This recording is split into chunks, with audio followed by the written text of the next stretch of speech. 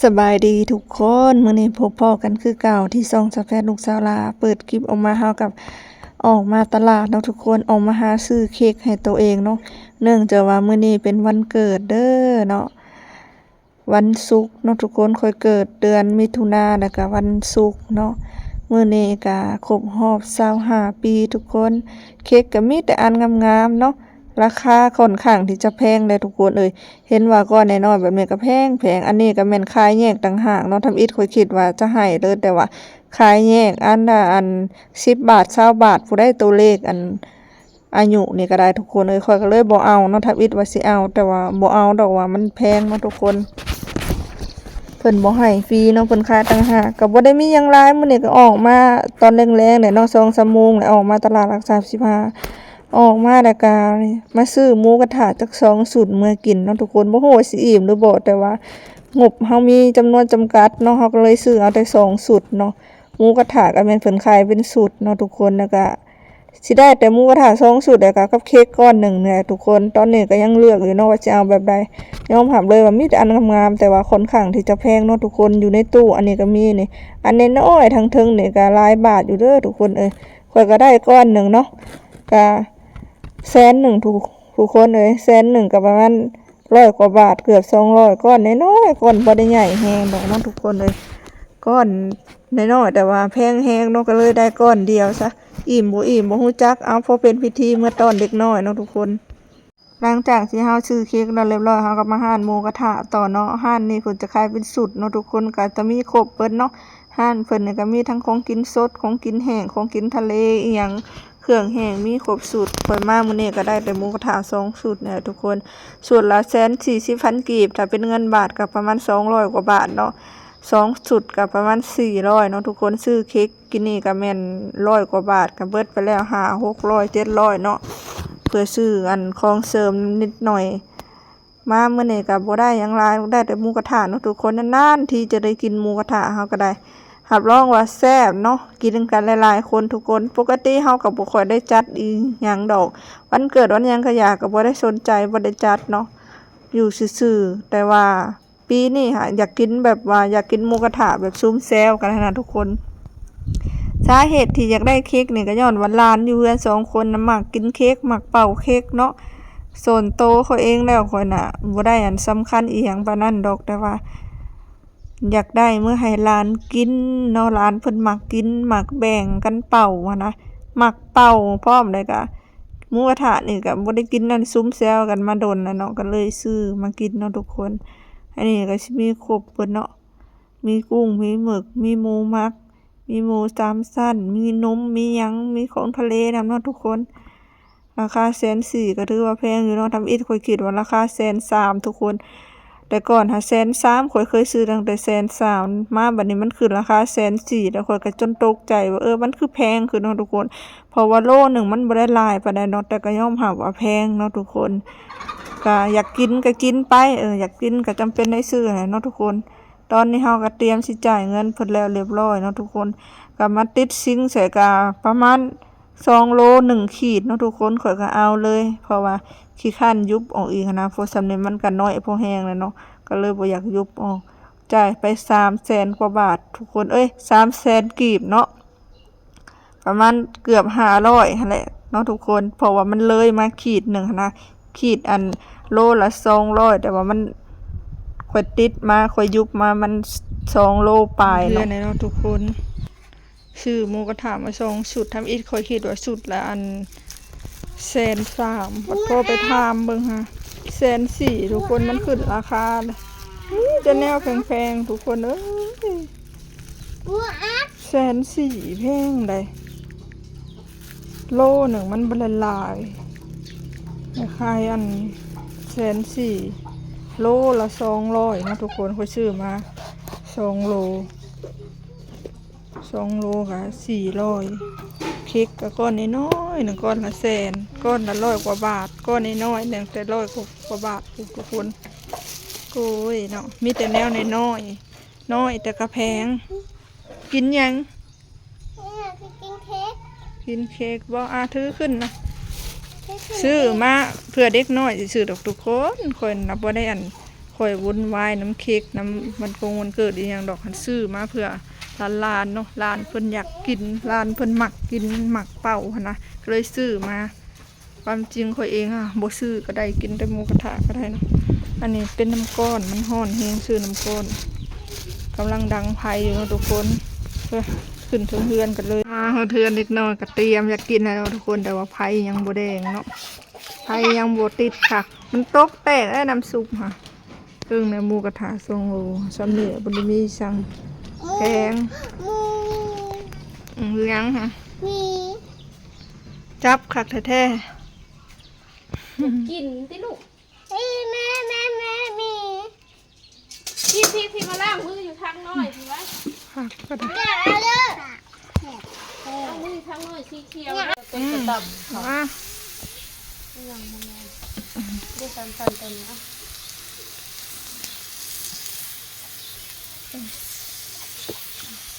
ควันผัดควันเป็นกุ๊กนี่น้ำมันค่ะคุณเพ่นกับมีเนี่ยบ่เพ่นกับมีไข่กับมีนี่พักกับมีแต่พัก2อย่างผักกาดข้าวผักอันกระหล่ำทุกคนลูกน้องทุกบ่มีหั่นกินไปบ่พี่ราคาก็ขึ้นเลยราคาอันนี้อีกแบ่งมาดูเดี๋ยวตัวปรุงมา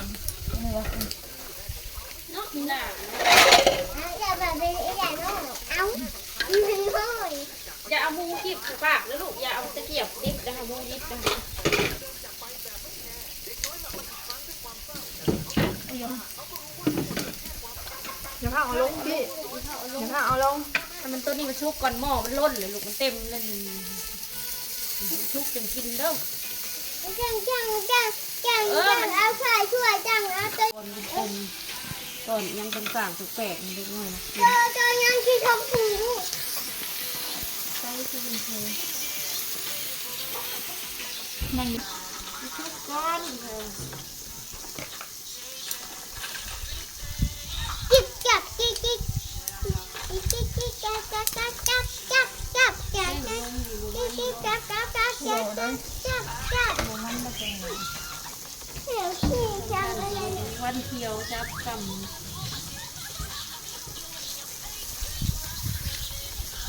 แม่ต้มนะลูกไม่แต่ตัวนี้นะโอ้ยไฟแห้งมันผัดมันไม่ได้แค่หน่อยค่ะทำโบแห้งมันผัดโบพดอันนี้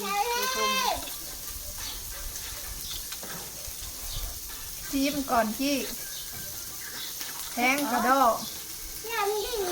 เพิ่มเลยจะกินอยากเพิ่งขึ้นหนัง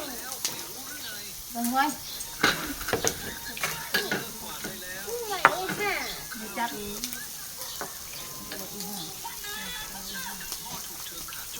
เอามาสิเผื่อมันเย็นยุบออกมาหน่อยโอ้จะชุบ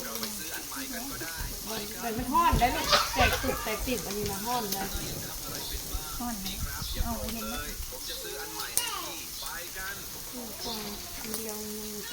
มีวุ้นเส้นให้ซื้อเยอะเนาะมันทุกมาซื้อแล้วค่ะมันถงวุ้นเส้นตู้มันจะนุ่งเช่นจักเลยนุ่งเช่นนุ่งกระดาษตัวตอนห้าชื่อกันเลยวุ้นเส้นแถมให้ห่อละสุดไข่ด้วย1 ดอกสุดน้ำมันหมูว่าแล้วน้องห่อนเด้อละลูกอีกอย่างนี้กินห่อนเลยมีอันนี้ห่อนแตกสุกก็ต้องอันโตแล้วก็พริกลั่นแถวมึงกินบ่เขาใครทำเองอย่าห่อนแช่ขี้นัวอยู่สิอย่าห่อนลาจิ้มเลยไหมถูกเช็ดบ่วุ้นเส้นในตู้กินแล้วกินไปละอุ้ยวุ้นเส้นเป่ากับบัวเรือเนาะก็ได้บัวเรือแล้วหิวโหยอะไรเนาะเขาเนี่ยเขาจะทำมันห่อนว้าวตักหัวกล้องเลย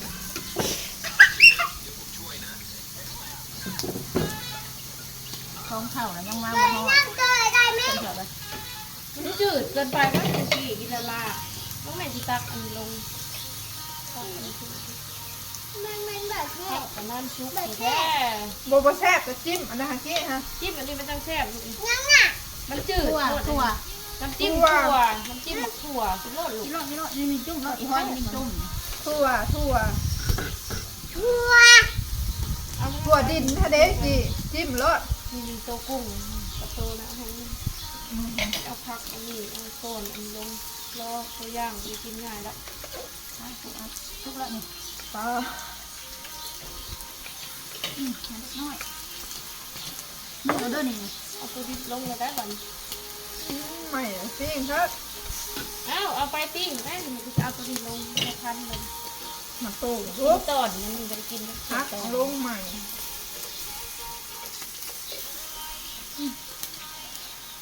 พักอันนี้เราเอาลงมา ไม่ต้องเอาอันนี้แม่ไม่ต้องเอา ไปยังไงลีนี่ค่ะ บ่เอาก็บ่ต้องจิ้มกูฉีกไว้กินเองมึงบ่เอามึงก็บ่ต้องจิ้มทีหลัง ห่วยว่ะ ว้าวคนหัว ลุงใส่ซองข้าวเอามา บ่เอากินดีดอกแม่บ่ได้คุ้มให้กินข้างนอก แช่ กินละลายจืดแซ่บเนาะ เนื้อปลา อยากเห็น เผ็ดได้จังได๋บ่ได้จิ้ม จิ้มกับเพชร มันว่ามันยันเช็ด ปูอัด กินเบิดบ่ค่ะ ตาใหญ่กว่าท้องนี่แล้ว เดียวนึงก็เอาไปแม่ กินให้เบิดตอดเด้อแพงชมราคาแพง จนหนึ่งบอกจนหนึ่งพันวันนี้ โอ้ยร้านของดี น้ำมันกระโดด จะน่าก๋วยเตี๋ยวปรุงเพราะกี้ก็เป็นจิ้มดิบเลยว่าง คุณมอนนี่ เอ้ย ต้องกินปูอัด ของ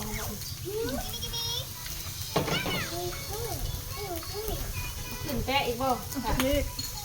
กูหมักกินแห้ง แปะกระโดดมันดูมีตอนน้ำมันอ่ะตอนนึงเป็ด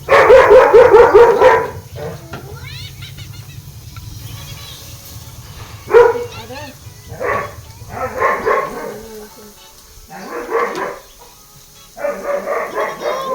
มา ปลาหมัก ปลาสวายได้นี่นะปลาดอลลี่ดันดา ดอลลี่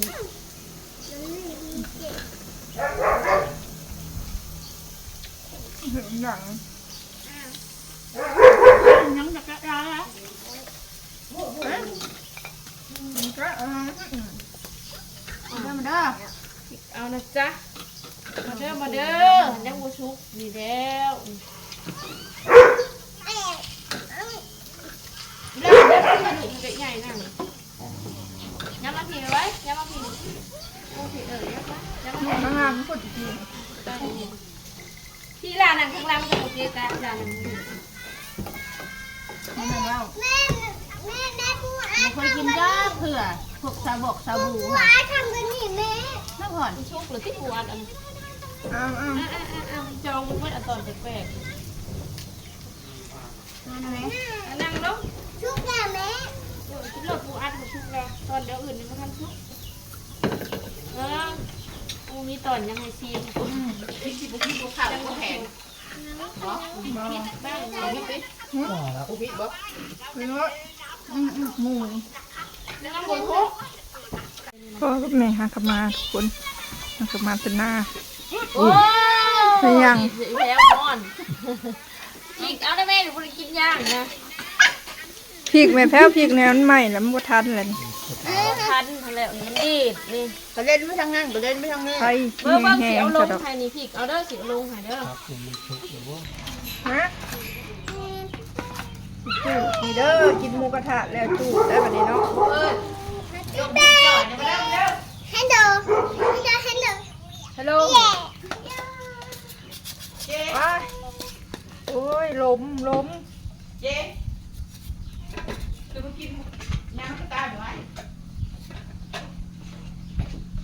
จะพอยเอื้อมเอื้อ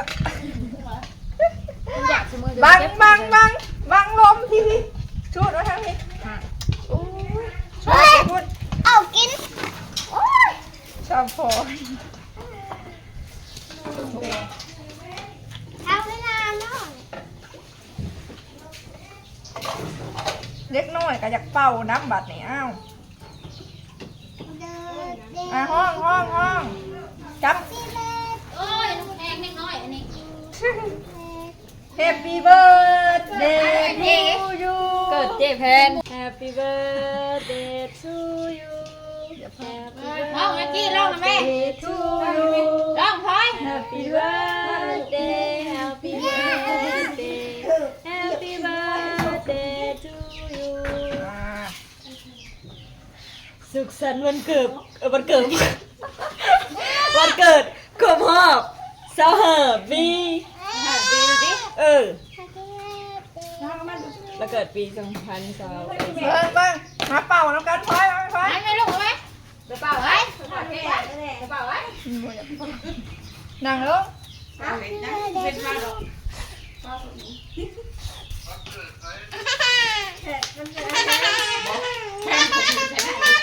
แค่เรียบร้อยอันนี้ทุกคนจะได้กินแล้วประเดี๋ยวนะมีดมาตัดไป เบ้เอามีดมาให้แน่ น้ำกินกลมๆก่อน ก็เลยตักกิโลนึง ทำยังไงว่ามัน แต่เป็นแบบใด กินเลยค่ะ